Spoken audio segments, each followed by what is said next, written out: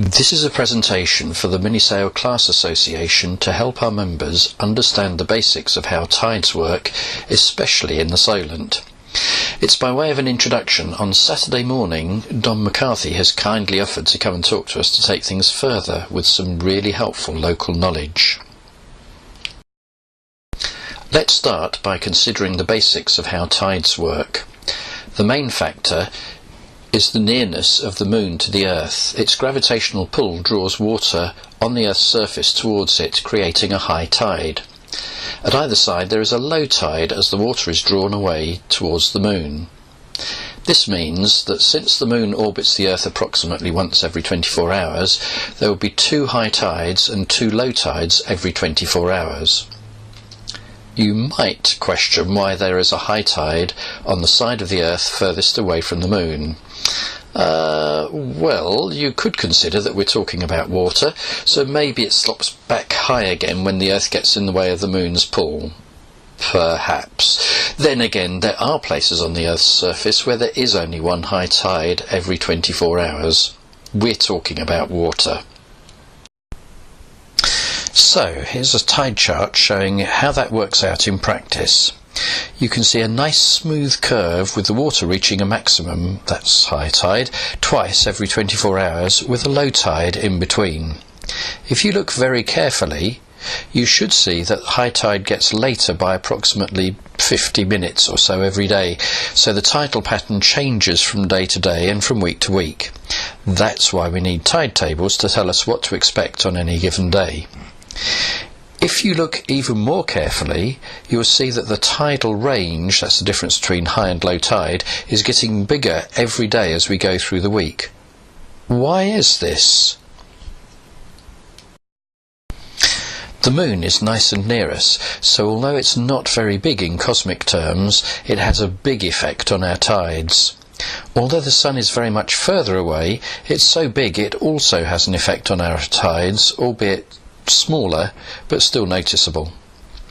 When the sun and the moon are in line, as at the top of our diagram here, we get an extra big high tide and an extra big low. When the sun and moon are at 90 degrees to each other, the difference is far less marked.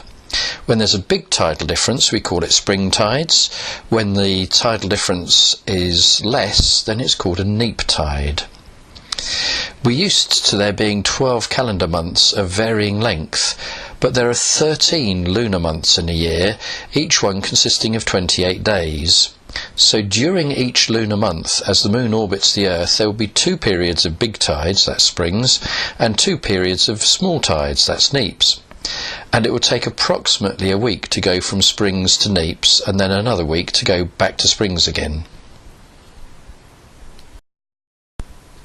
So that explains our tidal chart that we've been looking at, except that's the tidal chart for Whitby on the northeast coast of England. In some places, notably the Solent where we are, the tides can look very different. Have a look here at the tidal chart for Poole just along from Keyhaven. There's folks who make a living out of explaining why the tides are so different in the Solent, but the honest answer is that we don't really know why they're quite as they are. Let's just say that there's a big lump of land called the Isle of Wight in the middle of the Solent, and the water seems to slop around it in interesting ways. Note that at the end of the week shown above, the tides at Poole are not unlike the tides at Whitby, except that it seems to forget what it's doing for a short while during the ebb tide, that's when the tide's going out, and to start coming in again for a short while before it remembers that it should actually be going out. But at the start of the week, the tides are in a fair old muddle at Poole. In fact, it spends something like 4 hours being more or less high tide, wondering whether it should be going in or out, and just 1 hour going out and 1 hour coming in again. I have actually sat on the beach outside Poole Harbour and watched this. It's quite extraordinary. So let's have a look at the tides at Hearst Point. Here's 2 tidal charts from the BBC's tide pages spaced about a week apart. The first one shows a neap tide at Hearst Point. It's almost a normal tide curve, apart from being a bit squished sideways. But the spring tide curve shows a distinct Solent double tide. We'll be sailing in spring tides this year at Keyhaven, so expect the quirky double tide shape while we're sailing. But let's also think about something else. During spring tides, the highs are higher and the lows are lower.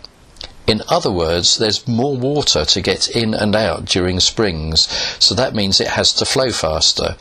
So if you're sailing against the tide, you've got a faster flow to fight at the springs. In the Solent, it's worse still. Because of the double tides, the same volume of water has even less time to flow in and out, so it has to flow faster still. So expect faster tides than in many other places. Let's summarise what we've got so far. At neap tides, the highs won't be as big, but the lows won't be as low either. So if you follow the channels carefully, you may just be able to get around at all states of tide, and the currents won't be as strong. In spring tides, you'll need to make sure you're not coming in at low tide. You might find it a long wade in, and the mud bath is definitely neither safe nor recommended.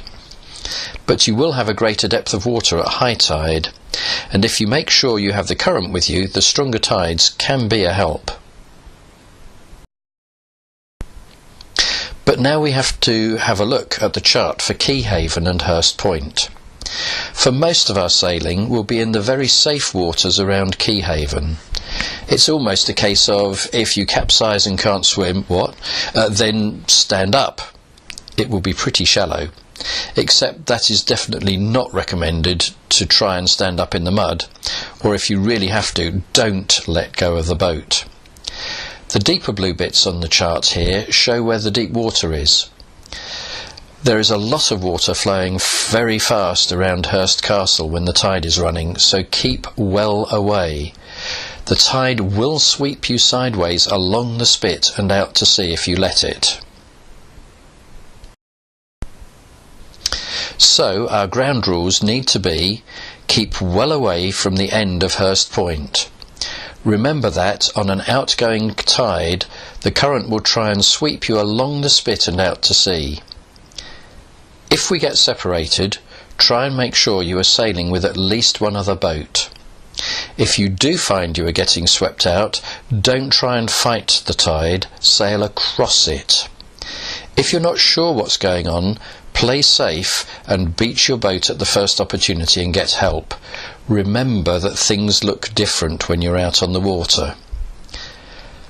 Learn to read the water, but then that's for another session. We'll do that later.